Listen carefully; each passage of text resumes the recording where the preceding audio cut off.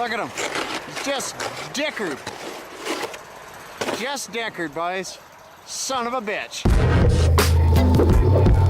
Yo, yo.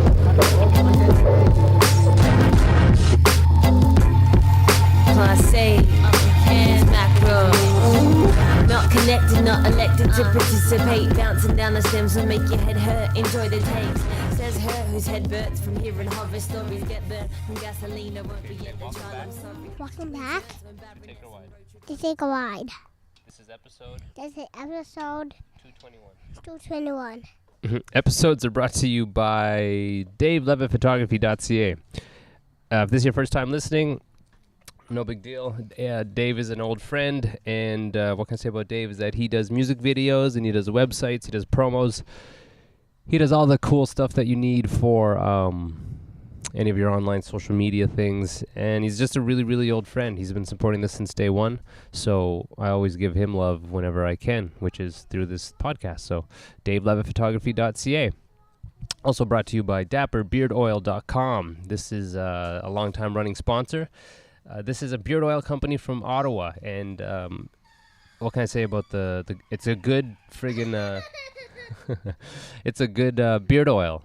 I've had it. It's clean and crisp and not too intense. It's homegrown, I guess I could say, in that it's a friend of mine who's making it, and he's putting a lot of heart and passion into it. And it's it's quality stuff. If you have a beard and you want to try it, use the promo code Take a Wide Free Ship for free shipping on your order. And might as well try it out. It's got he's got a couple different brands. He has the Gold Tusk, the Black Tusk number 2, and he's got it scent free. 100% natural ingredients. It's ethically sourced. It helps hydrate your beard. It helps repair it. It's antibacterial. It'll reduce beard dandruff. And it's a quality beard oil. So just go check it out. Go to DapperBeardOil.com, and you can use the promo code TakeRWide Free Ship for your free shipping. So go check that out. Also brought to you by Kevin Rigo out at Hefner Toyota out in Kitchener. If you're in the market for a new vehicle or a used vehicle, and you're out in Kitchener, Guelph, Waterloo area, Cambridge, go see Kevin. He's at 3121 King Street East in Kitchener, and he's an honest man, a good man, and if any of you are looking, go see Kevin. He's a supporter of this. He's a supporter of you. I don't know. He's always had my back for being stoked on what the bands are doing, and actually he has, I think, everything I've ever recorded, mostly, even back to the Tugnut DVD that like 5 people have. So all love to Kevin. If you mention the show, you'll get special pricing on new vehicles. And finally, where are we at here? No, a couple more. We have the Wellington Brewery. That's the beer supplier. They're out in Guelph. They are graciously donating beers to the show, so all love to them. They have the Grisette, which is the farmhouse style table beer. It's brewed using 100% Ontario hops, donated by Clear Valley Hops, and 25 cents from each can will be donated to the Guelph Wellington Women in Crisis. So very cool of them to do that. Very cool of them to support me and support the podcast. So go show them love. I don't know, go like a page or tag me in their Instagram feed or something. And lastly, just fittingly, this is brought to you by Heartbeat Hot Sauce. That is a heart. You know, honestly, guys, this is weird because I'm doing this outside, and I know my neighbors can hear me, so it's like I'm kind of self-conscious as of how I'm speaking right now. But Heartbeat Hot Sauce, that is based out of Thunder Bay, and it's my buddy Al and his partner Nancy, and it's fitting just because he's the guest for today. It was founded a couple years ago, and their peppers are fermented using traditional methods before being cooked with a few simple, high-quality ingredients. They don't add water or thickening agents, or they don't use any chemical preservatives. It's super natural stuff, and it's fucking super good. It's like, I think, and I'll probably bring this up with Al, but it's like a band that has a good album. It kind of sells itself, and I've seen that the hot sauce has been doing really well, and I really believe it's partially moves and marketing, but the product stands. It's a really good hot sauce. So first and foremost, before any sort of Instagram posts or whatever, they're doing well because it's fucking good. In the future here, I'm going to be doing another live podcast, and we're going to be doing some giveaways. I have some of the hot sauce to give away, and if you use Taker Wide 5, you get 5% off your cart. So I actually looked today, and they have a good selection of stuff as far as quantities. And if you order a lot of the hot sauce and apply the code, you are saving quite a bit. I should mention too, the homepage is up, takerwide.com. You can go there and put your email down in the newsletter, sign up, and every Friday I'm sending out basically a more in-depth episode. It's the same episode, but with just more photos and highlights. And also in that newsletter are even more savings from the sponsors that are, I'm not shouting out here. You basically just have to sign up, and you'll see them in the newsletter. So yeah, go to takerwide.com. But yeah, so 221 here with Al. He's an inspiring guy. I've talked to him over the past little bit and setting up the sponsorship and just to catch up. And whenever we're on tour, we'd stop in and see him. And I'm always inspired after talking to this guy. So hopefully after this episode, you guys will be too. So with this terrible rambling of mine, I'm gonna relax, grab a beer, and Al will be here soon. So when you hear this, it'll be 221 with Al. And I was telling Hibbs this too, and actually Hibbs said the same thing. Where after we talked to you, I'm mad inspired, and Bergs is yeah, same thing. That's awesome, man. I don't know what it is. Actually, if you want to throw that up to your face. Oh right, yeah, of course. Hello. I don't know, I feel so we met 04 in Sudbury, and you're drumming at the and Knights this of and Columbus. Yeah. Yeah, fuck that could be a whole podcast on that show, man. Dude, that place was weird. Yeah, but it was great. I remember there's a blurry photo somewhere of us outside the show. It's shitty photo. All piled up in front of the vans and. But that was a real moment. I feel in my life, it was the first time I met people from Montreal, and I've maintained most of those friendships with you guys. That was a coming together of a bunch of different people from all different areas, and no one knew what was going to come of that. Flash forward how many years, and I was saying this to Nancy, I said to you before, I was giving her the history, and so I was well, we all met in Sudbury, at this one gig, and then I was explaining how you and Hibbs and Joe were playing together, and Violent Marv was there, pre you being in Violent Marv. Yep. Endos was there when James was singing for them, but he was still in Inve. We were there. Yep. It was all the crew was there in a totally different format. And then flash forward how many years, and there's so many connections there still, and it's crazy, man. I think of other people who do this, not even so much this, but lasting friendships like this peppered across everywhere. Oh, absolutely. I don't know. Maybe there are other what's a thing that someone does that's where you travel and meet people? There's businessmen, but I feel you're fronting as a businessman. Yeah, so you're not making the same sort of friendships. It's not the same. No, there's something about meeting new people every day in a setting like a show where everybody's there for a good time. You're there because you want to be there. That's either how you make a living or just what you do because you love it. Mm-hmm. And then everybody that's come out to spend the night with you is there because they want to be there and they're into what you're doing, or they want to get into what you're doing because maybe they haven't heard it before. So everyone's just there for a good time. It's just a big pot of people that are looking to have fun, and it's positive. Man, it's always so positive. You get that odd dude once in a while that's a grumpy showgoer. Yeah, they do, and eventually they're gone. They disappear. They never are around at the end of the night. They're always the ones that are just out of the picture eventually. And that's what I think how I've been able to have this show for so long is all these peppering of people that that really mean something to me. How many people do you say you've met that you've maintained some level of friendship with over the past? So many. Well, what did we say, 14 years ago? That was when we met in Sudbury, and you were doing it even before then. So go back a couple more years at least.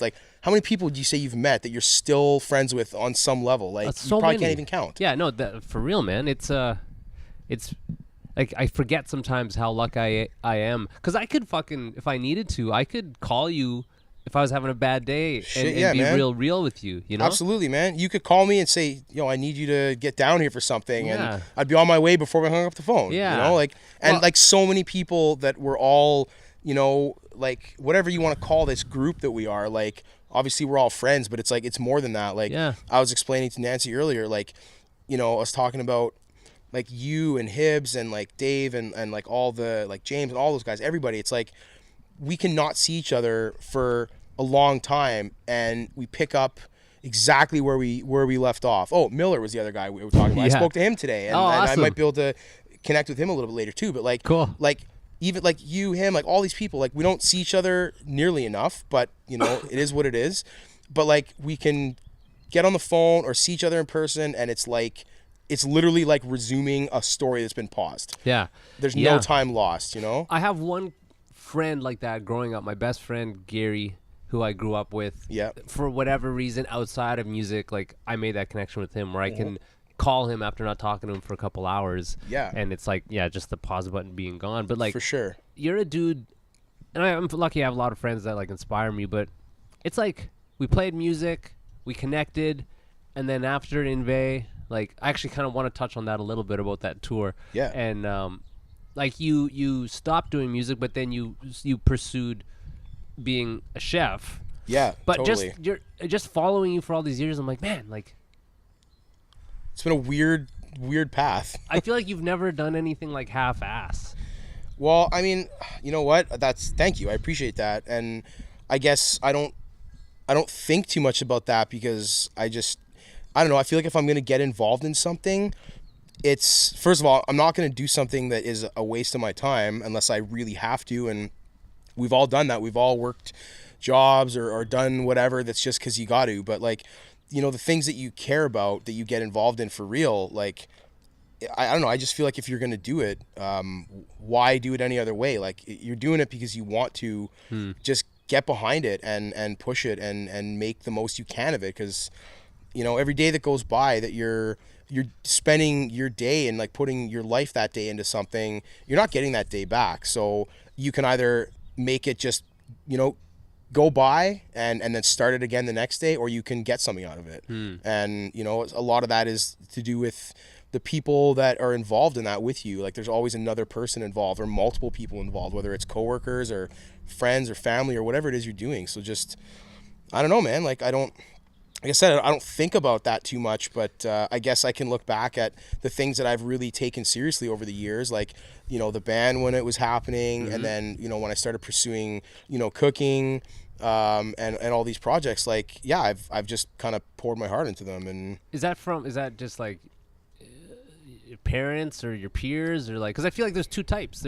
And I never know where I sit, but there's like self-aware people who are like, I'm not the best, I need to get better. I think self-awareness is huge, like, but not too much, because if you get in your head too much, you judge everything you do to the point that it slows you down from actually getting through those things and moving on to the next thing. Have you caught yourself in those grooves before? Oh, all the time, man. I'm like, anyone that knows me, yourself included, like I'm pretty anal about certain things. Like definitely big nod to James and Chris right now, like big time, like obsess over little things that shouldn't matter as much as I make them matter. But at the end of the day, I think I gain as much from that as I do, like, I won't say lose, but sometimes things take longer than they should because I'm focusing on it too much. So I do get in my own head about that kind of stuff. But at the same time, I guess a lot of it came from, I grew up with two very different parents. I think I definitely drew from both of them in terms of like how I live my life. My mom is, pretty laid back in a lot of ways, very casual, like very serious in terms of like, she doesn't do things without thought, but like she's kind of fun loving and like definitely raised me to like appreciate the little things and like enjoy a moment, like wherever you are, whatever you're doing, like take in your surroundings and appreciate like what's going on. And then my dad is like, he was a businessman all his life. He was a manager and he made a living and made a career, a long successful career, managing people and managing the things that he was doing in his life so that his output was like maximum efficiency, So I definitely drew from that, you know, like the way I organize myself and the way I try and plan things and do things thoroughly definitely came from him and from my mom in a way. Like, she's a teacher, so like, you know, she's very methodical about a lot of things too, but I definitely drew a lot from both of them, and that's totally something I haven't thought a lot about, but I'm noticing more and more as I get older and now, like, running a business, I'm seeing how I let both of them inspire me in different ways, and they're both so supportive and have been through everything I've done. That's cool, because I was going to say, like, hearing that sort of description, and especially your pops being a successful businessman or whatever, I just picture you as a kid. Hey, Dad, I want to play music, play metal. Oh yeah. Like, I want to actually pick, because I don't know if we've ever sat down and be like, how did you start playing? Because like, here we are talking years and years later, because at some point in your life you chose to pick up the drumsticks, and same with me. Yep, for so, sure. Like, how did you start, and what did your parents think? Like, this is a whole other episode, but I'm curious. I'll try and summarize it as briefly as I can, which is not my forte. But, go for it. So I didn't actually start playing music as a drummer.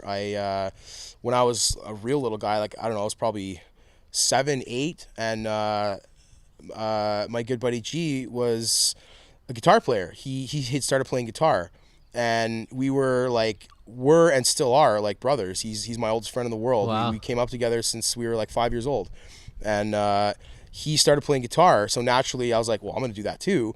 So I bought a guitar and just. Remember what kind? Yeah, it was a Tracer. And you know what? I'm pretty sure he still has it to this day. It's something that he ended up playing on when we started the band. And here's where this is going. So we both started playing guitar. I have this like vivid memory, like it was yesterday, of the two of us sitting on the end of his mom's bed, jamming along to Satisfaction by the Stones. And then we thought we were just tearing it up. He was doing killer and I was just the worst. And then we took our guitars to school for show and tell one day. Sick. And like he got up there and rocked out, and I was just like, nope, this is like, I'm not good at this and I'm done. Did you not go up, or you did? No, I don't think I even did. I'm pretty sure I just like sat and watched him play and was like, yeah, man, fucking kill it.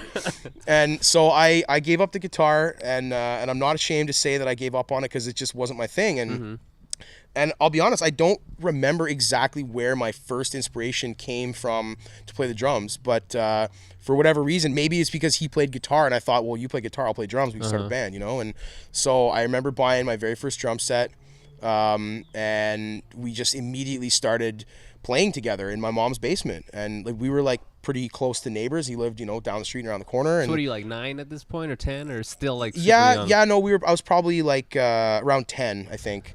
I was old enough that I had to work to make money to buy that kit. What was the kit?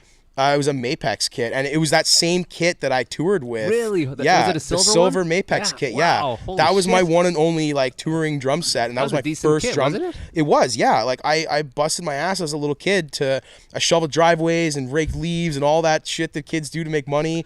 And it took 12 years to save the money. Shit. Well, you know what? I worked hard. I tried to earn. Now, looking back on it, I might have earned like, you know, like $200 or something. My parents definitely helped me out a lot with it. It wasn't like I didn't buy that entire thing myself, because I think it was like $1,500 or something at the time, which back then was like a life's earnings, it seems like, you know.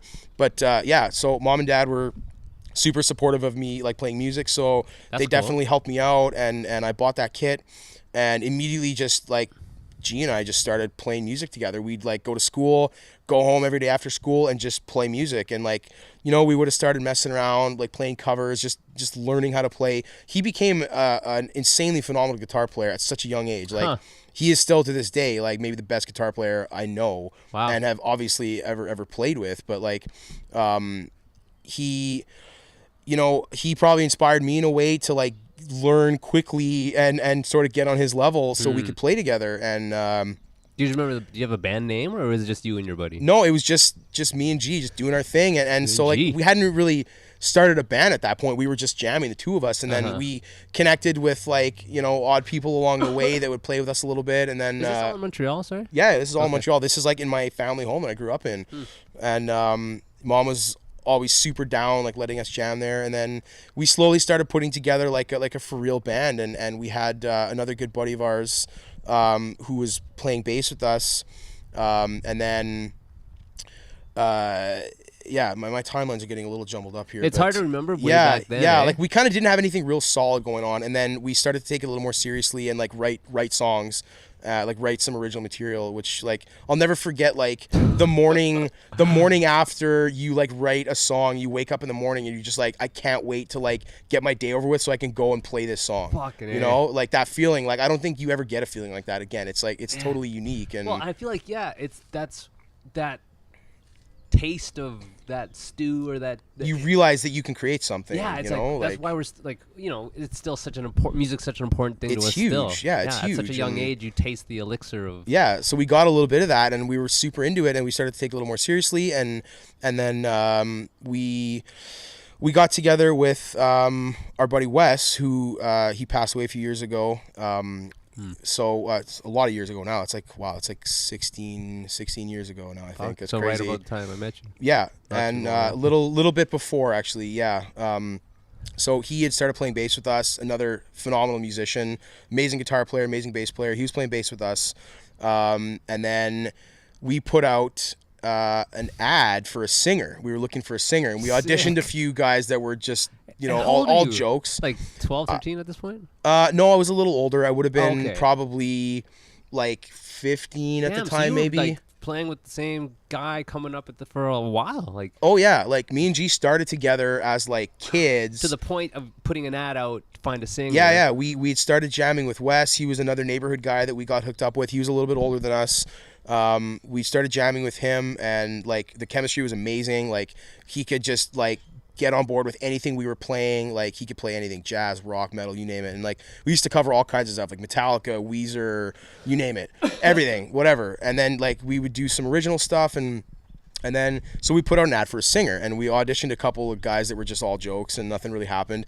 And then we kind of one-upped it, and we put out an ad with Farmclub. Do you remember Farmclub from back in the day? Yes, I do. That was when I first saw Chimera. I Yeah, think. there you go. That's how I always associate with it too. I saw them on the TV show. Yeah. But then they had Matt a web. Pinfield. Yeah. So then they had a website, and you could like go on their message board and like post ads for musicians. So wow. me being a dummy at the time, I go and post an ad saying like, hey, like here's our, got a band, need a singer. Here's our influences. Here's what we're trying to play. Like, get at us. And it didn't write where in the world we were from. And I get this response from a dude, and he's like, oh, hey, I have like all the same sort of like inspiration. I'm looking for a band. I'm in Canada. Where are you? And I was like, realized then I'm like, oh, I never said where we're from. Yeah. It could be from Denmark or something. So I'm like, oh, I'm from Canada too. Like I'm in Montreal.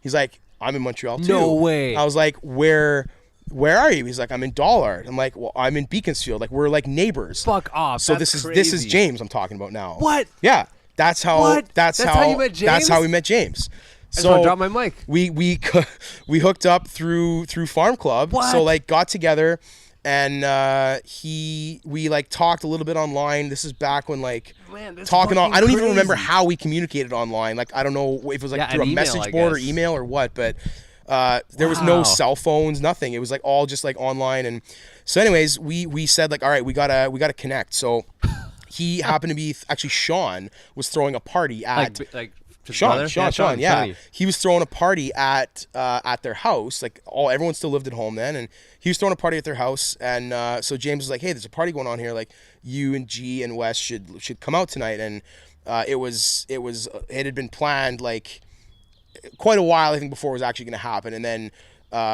Wes ended up passing away before we ever got to go to that party. Oh, So fuck, man. James never got to meet him, which is super sad. But we got through all that, and we connected with him. We met and hit it off right away. And then we're like, okay, well let's jam. So he comes over to the house, and we jam. It was killer. Like we had a great time. I don't even remember what we would have been playing at the time, if it was anything original or just still covers or what. But right away we knew like, okay, this is gonna be a thing. We're gonna do this. And then that night we'd only met I think once before that night and at the party, so it was like a little bit of a different dynamic. And he's like, hey, are you guys hungry? And we're like, yeah. So half an hour later, like 4 extra large pizzas show up at the house. Fuck, man. And we were just like, okay, like we're on the same page here. Like we're down for life now. That's fuck. And- That's a great like. I never knew that's how you met James. That's how we the thing met, I've never yeah. fucking asked. Yeah, I think a lot of people probably have no idea how we came to be, friends and like we met through the band. Like it was like a, Fate, I musicians guess. needing another musician, and then it's crazy that it just turned into so we did the band thing for quite a few years, and it was unreal. We had a blast. Like that's how. Is that Inve? That's Inve, yeah. Inve, original, Yeah. like so that was James, original you, Inve, G. me, G, James, and then we had our buddy Joel was playing bass with us for a while, and then we hired we needed a new bass player, so that's how we met Nick. That's when you got Nick. That's when we met Big Nick. Wow. So then the 4 of us were doing what we were doing for a while, and then G ended up leaving the band, and that was a weird period, like to have like the beginnings kind of like break apart, with the direction that we started to go as the 4 of us. And then so we carried on doing what we were doing, and then we met Little Nick. So then Little Nick came into the picture, and then the 4 of us went on and sort of did what was, I guess, probably most recognized now as like what Inve What it was, yeah. So the first record we did was with G. Okay. Forecast. That was the split with Oh, Marv. okay. Oh, yeah, so that's yeah, G yeah. playing on that record. Oh wow. And then everything we did after that was with the Knicks. It's funny to and- think back to. I remember that forecast, and I Yeah. just Sean's hearing this- artwork was the cover. Yep, is all I can Sean, totally yeah. picture it, and thinking in my head of my perspective of like, whoa, these pros, these like big time guys from Montreal. Yeah. And it's like, no, you were just dudes. Just doing our thing. Kids. But you know what? Yeah, we were just kids, a bunch of dummies, and like, but we put ourselves out there, and this is still something that I think about like daily, is like we put ourselves out there as bigger than we were, better than we were, more pro than we were. And you are what people think you are. Well, you that's what I are thought. how people see you, Huh. And I know that's how a lot of guys that are sort of in that scene, like as bands, like they get perceived as a way bigger band than they maybe were because of the presence that they sort of like build for themselves. But yeah, I mean, we were just trying to do our best and make it look bigger than it was, so that we got some attention. And Man, do you remember the first gig?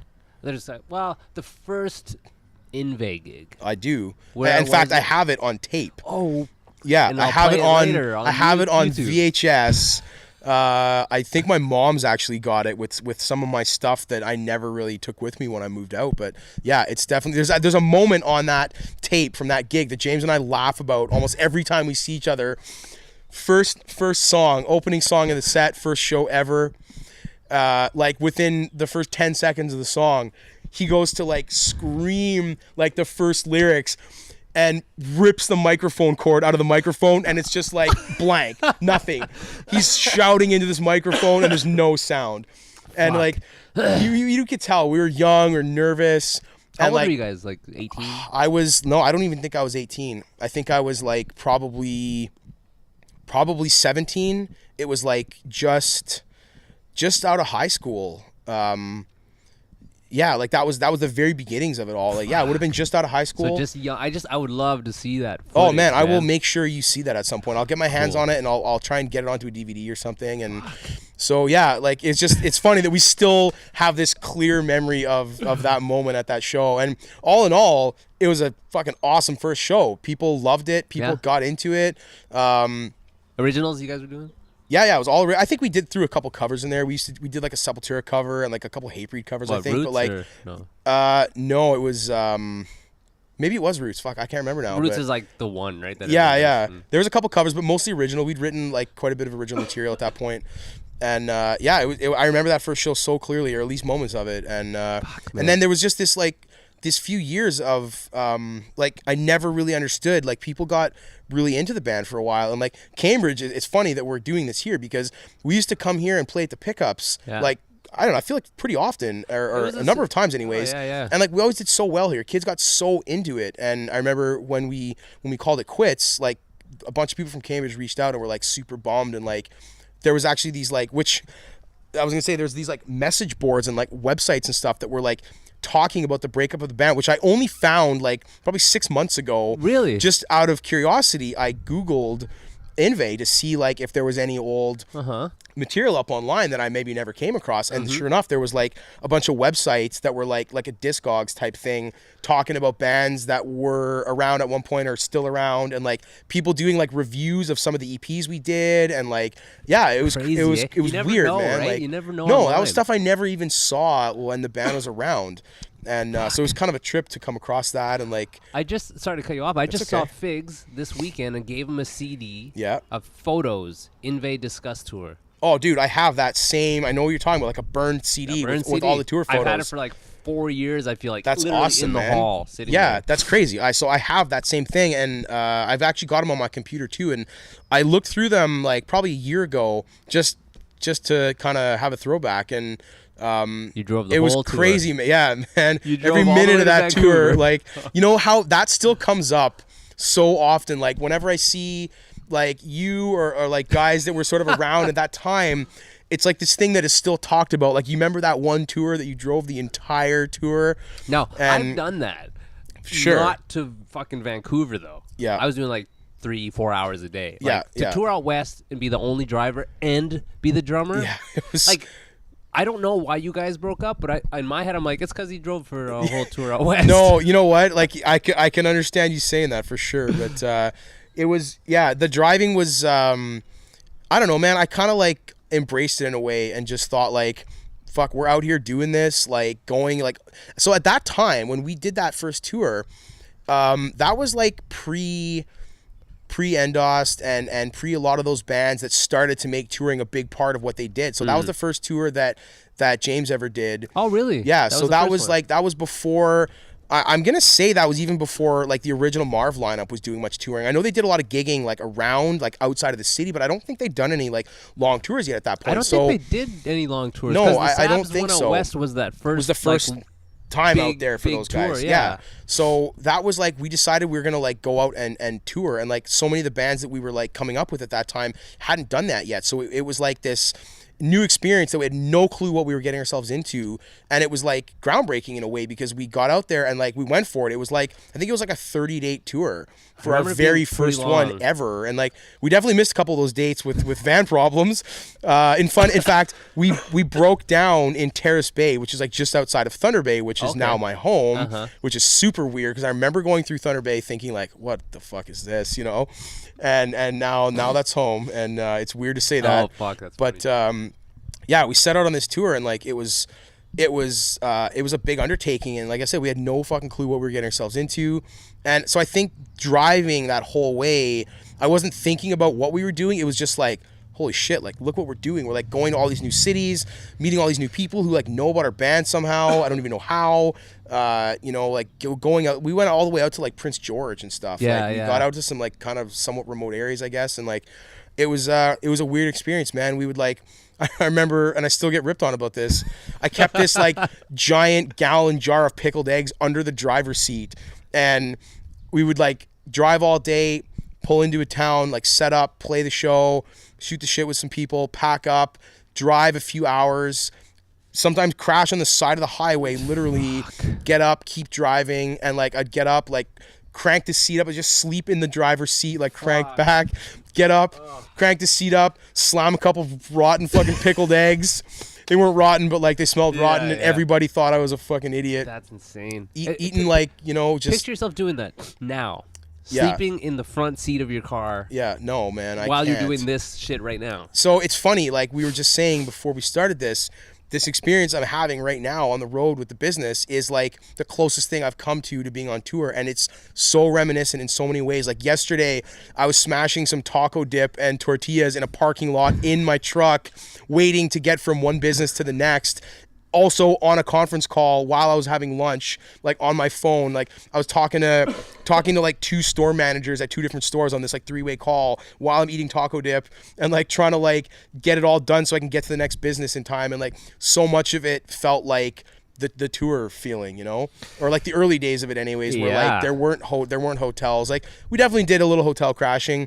James and I are both like the type of people that will easily say like, fuck it, we deserve this. Like we did good today. Let's get a fucking hotel tonight. Yep. And I remember there was a few nights where like the Disgust guys were like, we were all trying to pinch pennies and they were maybe smarter with their money than us. And they'd be like eating ravioli in the parking lot while we were like inside having dinner at a restaurant. and like, they were so much smarter than us, but like we would just do shit like that sometimes, But you know? look, thinking back, it's like, but you probably enjoyed that tour more than they did. Maybe as a whole. Maybe, I don't know. Like we all had such a good time, man. Like the pranking got out of control. Like the best of it, I think, and I'm gonna take credit for this one. We ended up spending the night sleeping in the parking lot of like some sort of like wilderness supply store, and for whatever reason in the morning when we got up, they were open and we decided to go in, probably to warm up, but like go in and have a look around. And I bought this little container of moose urine, and with a prank in mind. And at one point later in the day when we stopped and the Disgust guys were, I don't know, probably inside, you know, like using the bathroom or gassing up or something, I opened up the hood of their van and I poured it all over the block of the van. Oh, fuck. So then when they got back on the road and the air started passing through the engine bay into the van, it was all like moose piss. Fuck. And they had no clue what was going on. Like we were watching to see if like the van was gonna start swerving or something. And like there was nothing crazy, but it definitely got them. And then it just escalated. It got to like, I remember Abe like mixing up chocolate pudding and oatmeal to look like shit and smearing it all over the van and then like sticking toilet paper on it. And like it got out of control. The pranking got like to a whole other level. But did I ever tell you when I threw shit at Seething? No. No, it's quick. Same thing, pranking 2 bands on tour out east. Yeah. And it was like throwing food at each other. Oh, and yeah. then throwing chocolate pudding. Yep. It was like, wouldn't it be funny if we threw shit at them? Yeah. And I was like, I'll do it. Yeah. Young man, and I shit in a bag Yeah. in the van while we're driving. Oh man. And then oh man.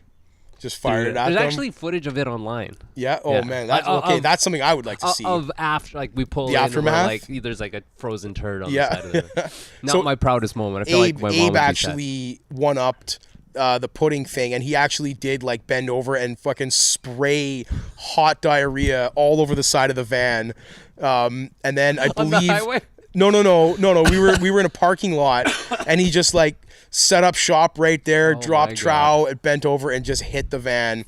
And I believe some of it actually ended up on the windshield. And not thinking about it, I turned the wipers on, and it was just like just a road. All like, oh man, it was bad. It's was the bad. whole road of music, and again, just to kind of how we even started this whole thing. Like you do inspire me in how you drove out west. Yeah. And you went to school and you continued to better yourself. And I do want to touch on the business, obviously. Sure, yeah. And like, man, we could literally just talk band shit for sure. But I just try to think like, sure. Well, it's our history, right? It is our history. That's how we came together, and Yeah, how it's all of these people know each other. and then people listening too. Like Yeah, a lot totally. of people listening know who So you many are. people that have done the podcast, so many people that are maybe listening, like all these people have come together like through this same way. So it's 100%. like good memories, man. Some of the best memories of my life were from the band. Like This, like I'm just going to try to like be professional about this. Because this is how it is. You just talk and it's like, For I sure. literally haven't asked one thing that I wanted to ask. hey which man, is- it's all good. Oh, it's great. It's good. Conversations are natural, so you got to let them happen. But the business,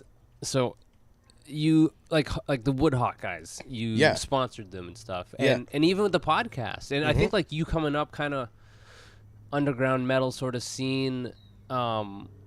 It's interesting to me that you reach out to the little guy to try to help each other out. Yeah, well, that's what it's all about, man. Like we are still the little guy too. Like we're not. I'm not ever like, I don't care how big this business ever gets. I'm always gonna be the little guy, like in my heart and my brain, because like I'm not in this to be like big and famous and rich or anything like that. It's just like because I love doing it, and it's just like love to do it. So look at a band. Look at a band of like long-time professional like rock stars. Look at like a band that you would consider like rock star status.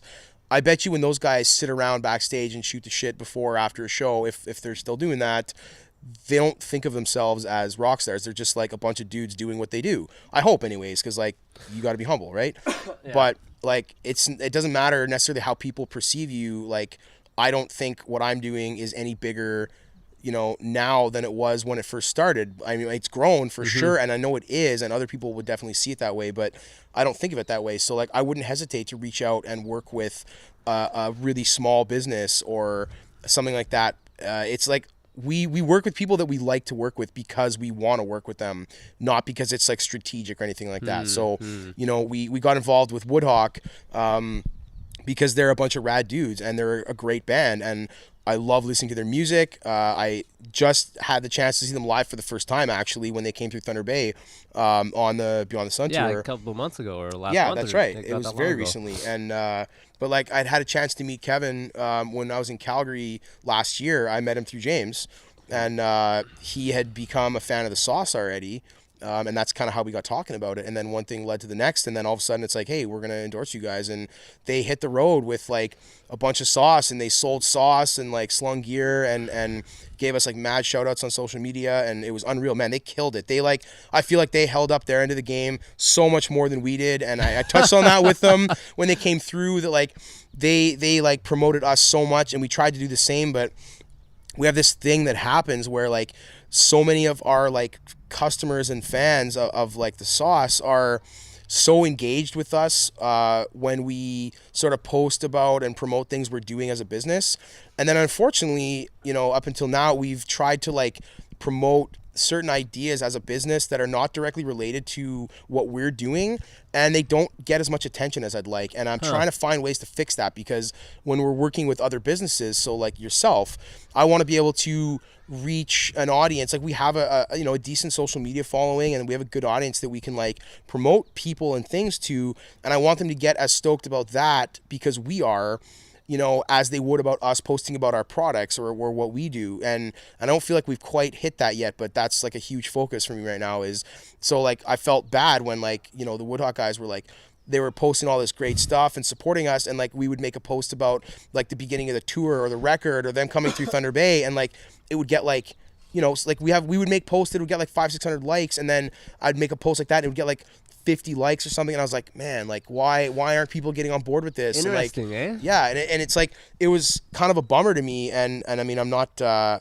to say it's anyone's fault. It's just like we have to figure out how to structure it so that we can get that audience engaged with it like they do with us about other things. It's definitely too. Like, while you're saying this, I was just thinking like how much of the audience that are Heartbeat lovers would they might be interested in like, oh, I want to hear about Al. I want to hear a conversation with Al. But we've been talking for 45 minutes now about music. Then they might be like, I don't get it. I don't care. Yeah. It's like, but it's interesting that you'll have those two markets, audiences, people who literally don't give a shit about music and love the hot sauce. Yeah, that's and then right. people who love the hot sauce that don't give a Yeah, that's right. Maybe I just said the same thing, but no, I know what you mean though, and it's funny because so we did the Woodhawk thing, and we're gonna continue to work with them, and I'm stoked to like, you know, one up this last run they did and like get behind them even more with that much more support and that much more gear that they can get out there and you know, spread around to people. And so we did the Woodhawk thing, and we've gotten involved with a couple other bands. We're actually working with a local band in Thunder Bay called the Honest Hearts Collective, and really good band, kind of indie rock, like making a lot of waves in town. Like they're getting a lot of they made it onto like a Spotify like playlist or an Apple, sorry, I think it was an Apple Music playlist that's getting like crazy attention, and they've got videos that are blowing up, and CBC's been behind them. They're actually in Toronto, or they were in Toronto this past week for Canadian Music Week, headlining a show, and like they're doing big things, and like we're really stoked to be involved with them. And we're actually getting home from this like sales tour, I'll call it, the day that they're having a listening party back home, and we're going to get to attend. And we've sponsored that night alongside a brewery in Thunder Bay that's doing like a custom collab beer. So we got like a week long of events with them that we're getting involved with. So like that's a super cool project we have in the works. And then the Cancer Bats thing. Yeah, so the Cancer Bats thing was weird how that happened. We had someone reach out that we know through Nancy actually in Australia, who was like hanging with the Cancer Bats over there, and it so weird way the way it all connected. But so someone she knows over there is like buddies with the guys in Cancer Bats, and it came up in conversation amongst them that they wanted to do like their own hot sauce. So he put them in touch with us, and I started talking with Mike, and we just sort of said like, well, look, here's what we can do, and they were super down with the idea. So they had this new record, The Spark That Moves, coming up, and it was a secret. They hadn't told anybody about the record. Oh, really? And so they wanted to have like a custom branded hot sauce to launch with the new record. So it was fun, but we had to keep it super hush hush, like to not let out any information about this new record coming out, because they obviously kept it super secret. And then so we did this like custom limited edition Cancer Bats label for our original red habanero sauce, and we set them up with it so that on April the 20th in Toronto, they played a show, the first of like a small tour they did for the 10 years of Hail Destroyer. And at that show, or like, I think it was at midnight actually the night before, they like dropped the news about the new record and like posted some pictures of it and said, hey, like we got this new record out, and like the internet exploded. People freaked out. And then the next night, or later that night, I guess, at the show, they made like the first copies available for sale and launched the hot sauce with it. So everybody that bought a vinyl got a bottle of sauce with it. And the artwork, our creative director like did like this custom branded label using artwork from the record, as well as some of their like sort of like staple like logos and stuff. Yeah, okay. So the label, I was going to say the cover of the bottle, the label on the bottle has artwork that's found through the gatefold in the LP. Okay. And turned out super cool. They were really stoked on it. We were really stoked on it. And it was amazing to finally be able to talk about it, because we'd kept it in wraps for so long. Yeah. And it was this like super fun project that we knew a lot of people that we're involved with would be really stoked about. And sure enough, they launched it at the show, and a bunch of people got it in their hands, and some pictures started popping up online, which is cool. And then we made a post about it, and like it blew up. Like people freaked out, like way more than I thought. Because of the reaction we'd seen in the past of like our like hot sauce fans not being as engaging about stuff that isn't like directly hot sauce related, like working with the band. I guess in this case, like we did a hot sauce, for the band. But I guess they just have a really big following too. So like people freaked out about it. Like I started getting phone calls immediately from people like, where can I get these? Like, I need one of these. Really? Oh yeah. Like my phone started going off like for days after we launched that we had done this collaboration with them. And they didn't realize that it was only available like when you buy a record at the show. So they did like 2 back-to-back sold out shows in Toronto, and then they went over to Europe and they did a bunch of dates in Europe. And I think they brought it to Europe with them, and they did like 4 back-to-back sold out nights in England, which is crazy. And everybody that bought a record got a bottle of sauce, which blows my mind that there's like, I don't know how many people cruising around Europe and Canada and wherever with this bottle of sauce that they got at the show. Yeah, that's right. That's right. Wow. And so, yeah, it's wild. And they're actually, I believe they're back in Canada now. How many did you guys do for them? Like, well, I guess how many copies did they press? Or I don't know exactly. I know we did like a run of 1,000. We did 1,000 bottles to start.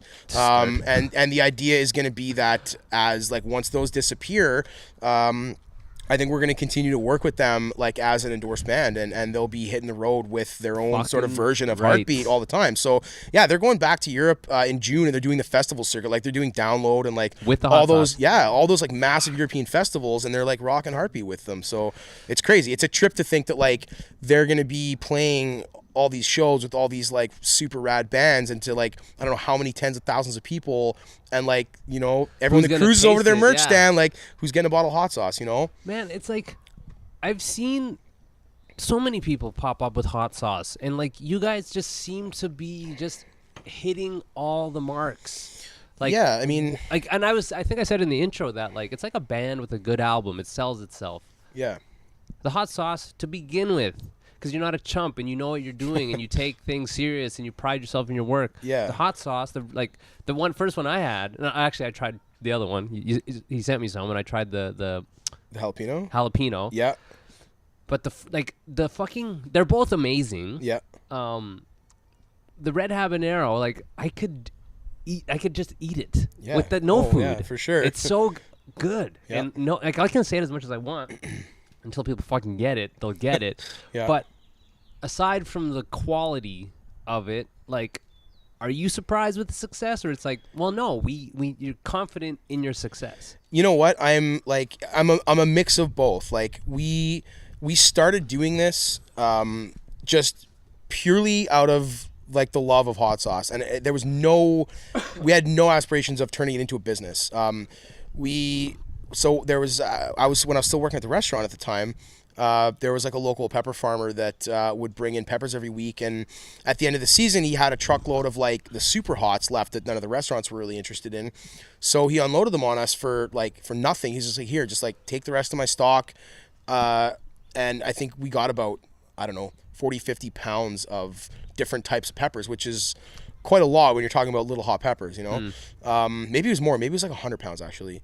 Anyways, we got all these peppers and we were like, okay, like we were both huge hot sauce fans, and like borderline kind of like obsessed. And so we're like, let's try making some hot sauce, like just for us, just for fun. And so we started experimenting with them, and then we realized like we have way too many peppers here to be able to use before they go bad. So what are we going to do about this? Like, we can't let these beautiful peppers go to waste. So that's how we learned to ferment. So we were like, okay, we have to preserve these. I don't want to freeze them. Let's ferment them. So we started playing around with fermentation, and we ended up fermenting all these different peppers. So that's a piece of the puzzle. And then from all that fermented pepper, we started trying to cook, different recipes with different hot peppers and different ingredients. And we very quickly landed on the red habanero as like, this is our favorite flavor of pepper.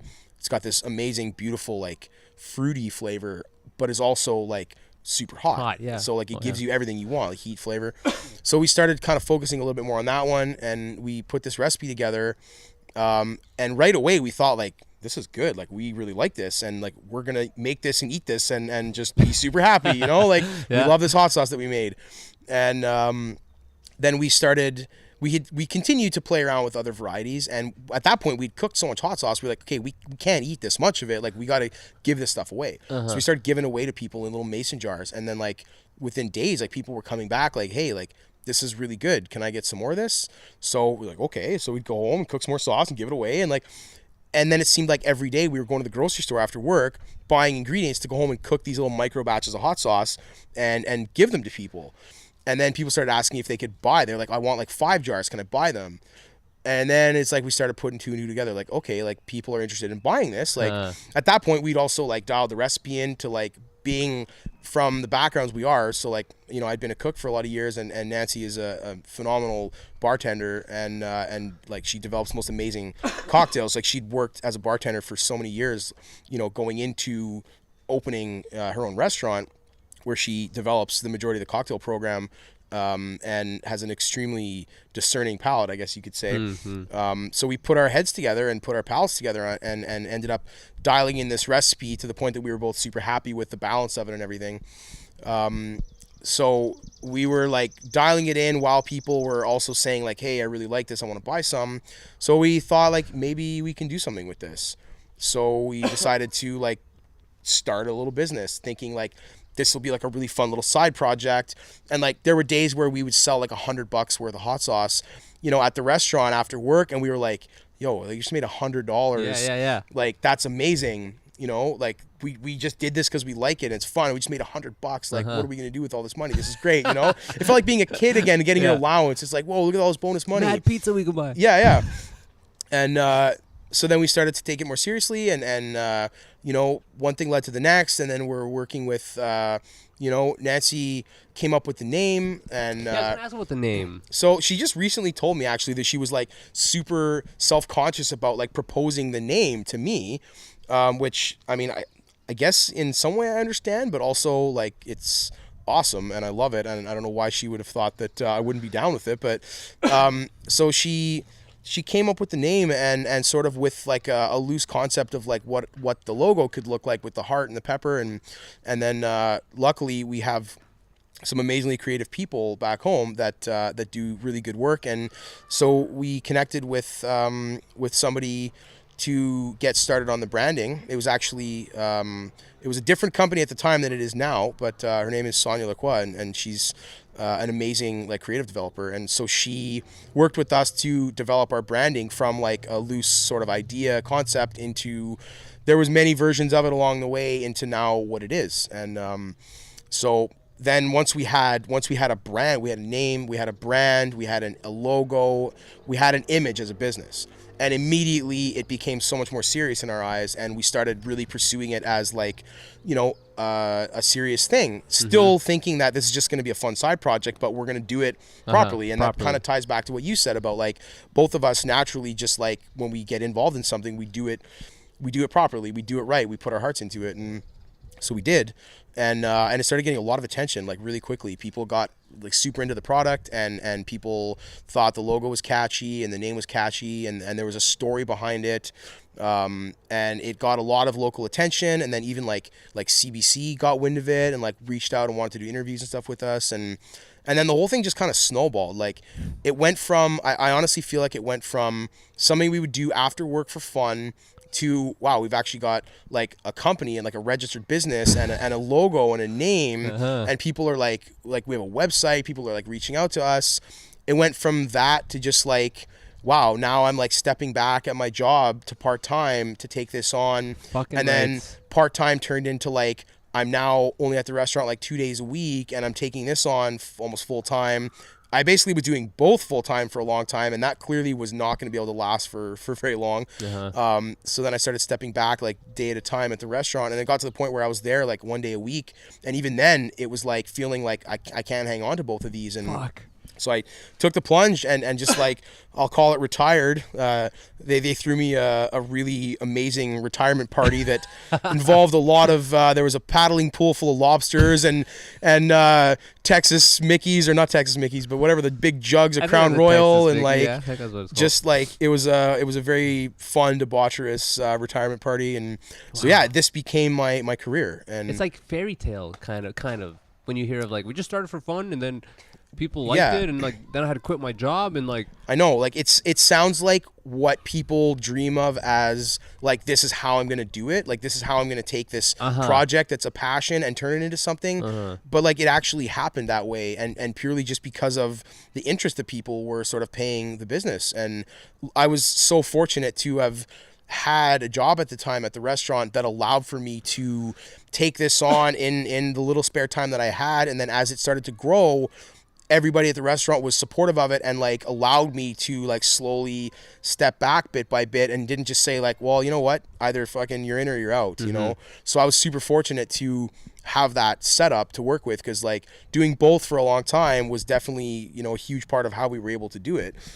You know, still had to pay the bills before we were making any money as a business. And do you put your head somewhere and then reality catches up to it? Like as far as this, or is this, you're just in it right now, you're in the eye of the storm? You know what, like, so the continuation of that snowball thing I was talking about happened, and it just got like bigger and bigger, and more was going on. And then it's like, wow, this is now my career. And like Nancy was starting to step back a little bit more at the restaurant and take this on more. And like we started hiring staff, and we built a production facility, and like it's like it turned into this like real thing. And like all these stores got involved. Like we have like over 100 retailers we work with now. And like it went from being this like project to a business. And then the business went from being like a small business. Like I had goals at one point. I had like a 5-year plan. I said like, maybe in 5 years I can step back and work part-time and do the business part-time. And like 9 months later, I fully stepped away from work and took this on as like a career. Wow. So like I thought at that point 5 years was going to be like a pretty quick like plan for that, and it was like 9 months, 10 months maybe. So, and now I think Nancy and I both, we look at ourselves like almost daily and say like, what the fuck is going on? Like things are just like, we're honestly just doing this because we love to do it, and people are getting so into it, and so many amazing local and just retailers all over the country, and even in the US now, are getting behind what we're doing and getting involved, and the customers that are buying it and supporting it like so wholeheartedly. Like we've become a staple in so many people's houses. and it's helped us, and not just helped us, it's been such a huge part of how we've grown from how we started to where we are now. And it blows my mind because like we didn't set out to do this, but it's turned into this, and we're out here on this like almost month-long road trip, traveling, meeting people, selling hot sauce out of the back of our truck, and like this is my job. This is what I do for a living, and like we have the luxury of taking our business on the road and doing what we're doing because of a lot of things. Like, and it's a total trip. It's like a complete trip that this is what's happening right now, and it's just getting bigger every day. And like sometimes it's scary, sometimes it's like I'm in a like vertigo, like what the hell's going on around me. I'm obviously super excited about it, and it's like it fires me up more than anything I've ever experienced before. I have more passion and drive to do what I'm doing now than I've ever had about anything, and it makes me think that like in some way I was just meant to do something like this. Man, that's just it's a peaceful thought that the universe works that way, that someone who does good work and is passionate about something can succeed, Yeah, and you know what? I think probably on par with the most rewarding part of this to me is that I get to do something that I love this much for a living, and we've been able to create jobs for some people and give, like, we were able to hire like one of my closest friends to be our production manager, and he was like, he worked at the restaurant as a sous chef alongside me when it first opened, and then about a year into it, he had to step away because he had these 2 amazing little kids and an amazing wife, and his family was suffering because of like the restaurant lifestyle, and so he had to put his family first, and everybody had mad respect for him for doing that. But it was sad to lose him. We were each other's wingman. Like we worked side by side at our previous job, and then again at the first year of opening the restaurant, which was a complete amazing chaotic experience. And so like we had each other's back, and so losing him as somebody that I got to work alongside of was tough, and there was no replacement for him there, and then like a few months ago we were able to hire him. He went and worked at Home Hardware, and he was like working in the yard and like working customer service, and like liked his job, but it wasn't a dream job or anything like that. And he's lucky that he got to work with his wife there. His wife is like a kitchen designer and planner there, and but it wasn't his passion, and then I was able to sit down with him one day and be like, hey, like I want to hire you full time to come and like work for our business. And like we were able to hire him and put him in a position where he gets to spend 3 days a week with his family, with his kids, and we were able to offer him a position and a salary that allows him to like do this as his job now and have his family be as big and predominant in his life as he needs them to be, and still do this, and I think he loves his job. I hope he does. if he's listening, he better love his fucking job. Oh man, it's that was like so rewarding for us to be able to like hire somebody, and we have his name's Daryl, by the way. I don't know if I said that, but no. Shout out to Daryl. Yeah, shout outs to Daryl, big time. He's at home right now.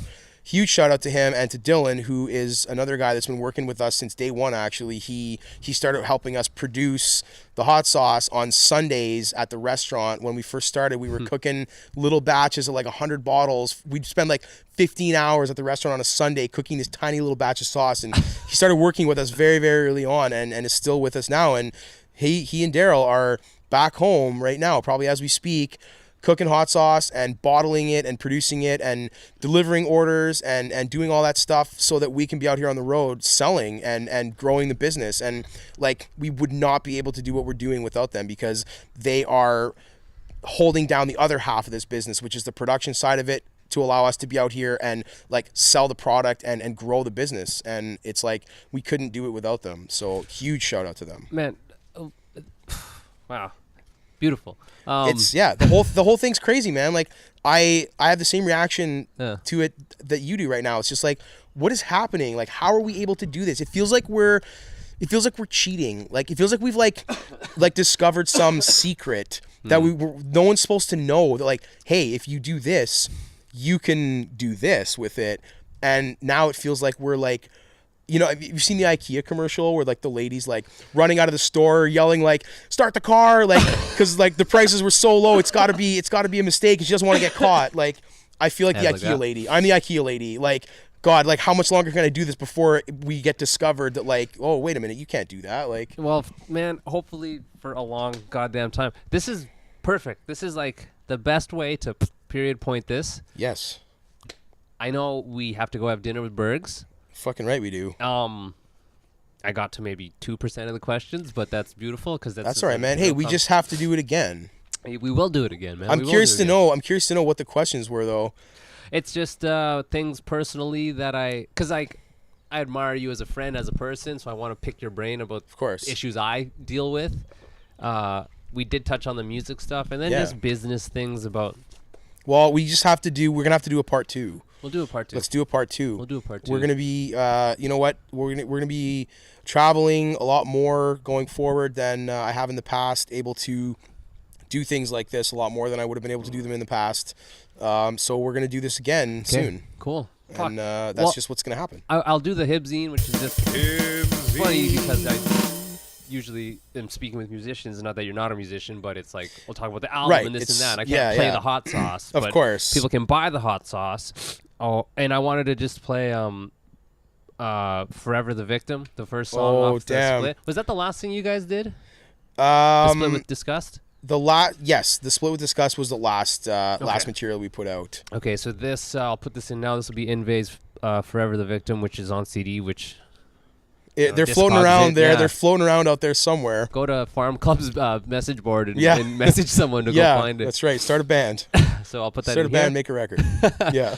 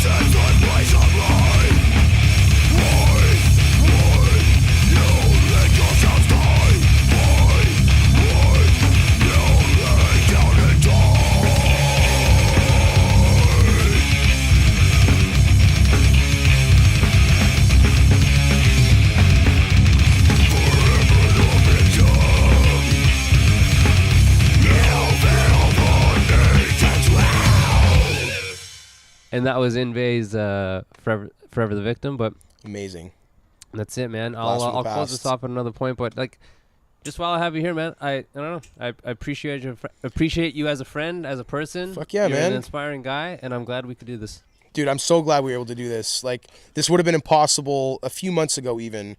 And I'm so grateful that I'm able to be here and do this and chatting with you, whether it's over speakerphone in the truck like we did a few weeks ago or in person like this. It's always such a good time. And I could sit here until the sun comes up tomorrow morning and we still wouldn't touch on everything that we'd like to talk about, I'm sure. Well, we'll do another But one, man. It's This always is a pleasure. people listening.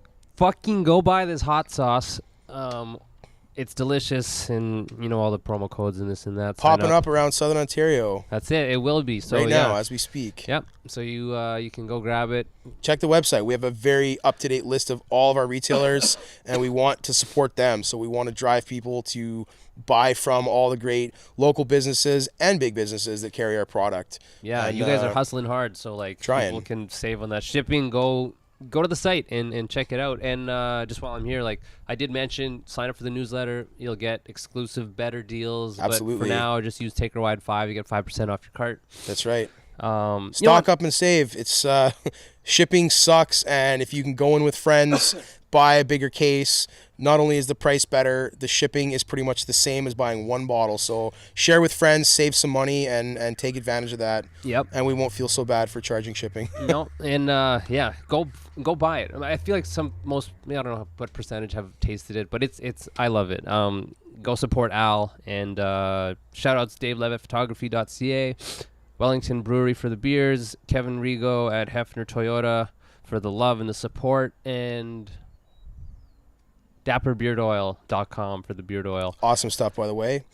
currently in my cabinet. Oh, word. There you being go. used. Good stuff. There you go. Yeah. Endorsed by Al. So, yeah, this is Take Her Wide, guys. I'll be back next week, and check the Instagram. I'm posting old episodes.